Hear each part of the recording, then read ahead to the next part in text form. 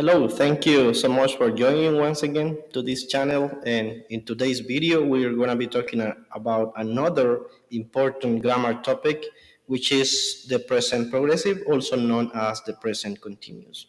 So first of all, we're going to start with the definition. So what is the present progressive or the present continuous? So it is basically a grammar tense that consists of talking about activities or actions that are taking place at the moment in which we are speaking. So when we talk using the present progressive, we refer to an action, to an activity that is developing, that is happening right at the moment in which we are speaking. So they are activities in progress. As you can see, that's the why we have this icon here, because it's an activity, an ongoing process. It is an ongoing activity. So let's start knowing the structure of this grammar tense. It is basically formed by the present tense of the verb to be, and then we have a gerund form of another verb. In this case, with affirmative or in affirmative statements, we start with the subject, then we continue with the base, with the form of the verb to be in the simple present tense, and then we have a gerund verb, and finally we have a complement. So, which in Spanish will be un sujeto, la forma presente del verbo to be, el gerundio, un verbo en gerundio, y se continúa con lo que es el complemento. Let's take a look at the first example in this, and it says Yuri is cooking dinner. As you can see here, Yuri is the subject. Then we have the verb to be in the simple present tense, which is, right? Yuri is. Then we have the gerund form, which is cooking. Cooking is the gerund form of the verb cook. Cook es el verbo en su forma base. Su forma gerundio es cooking. So Yuri is cooking dinner. So dinner in this case is the complement. Then we have some other examples for the affirmative structure, and that is this one, for example. Sarah is doing the laundry. As you can see here, this is an action that is happening at the moment. It's an activity that is occurring, that is happening, that is taking place at the moment in which we're speaking.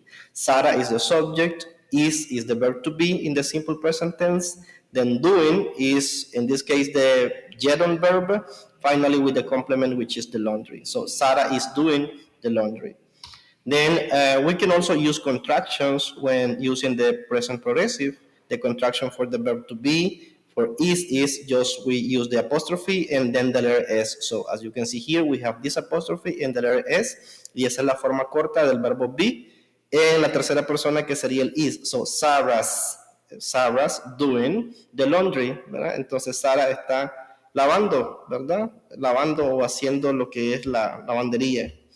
So that's the present progressive structure for the affirmative sentences. Or Kate's washing her car. As you can see, here is the verb to be, also contracted. And here we have the gerund verb, which is washing. And then finally the complement, which is her car. My students are dancing. So my students is the subject here. Are is the verb to be. Recuerden que el verbo be tiene tres formas en el presente simple y son am, are, is. Am, are, is, dependiendo del sujeto.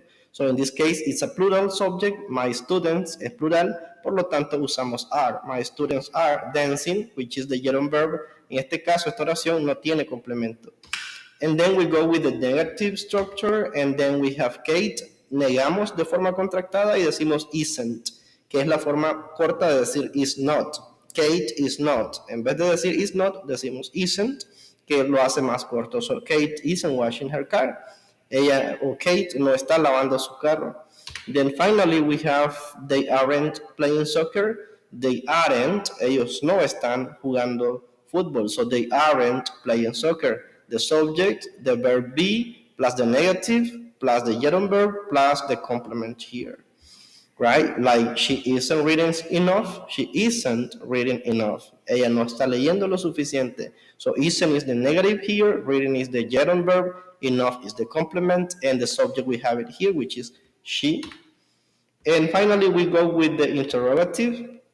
So here we ask the questions. As you can see, what we do is just interchange the order of the words. So the verb to be will go first now. Ahora el verbo be va adelante, va de primero.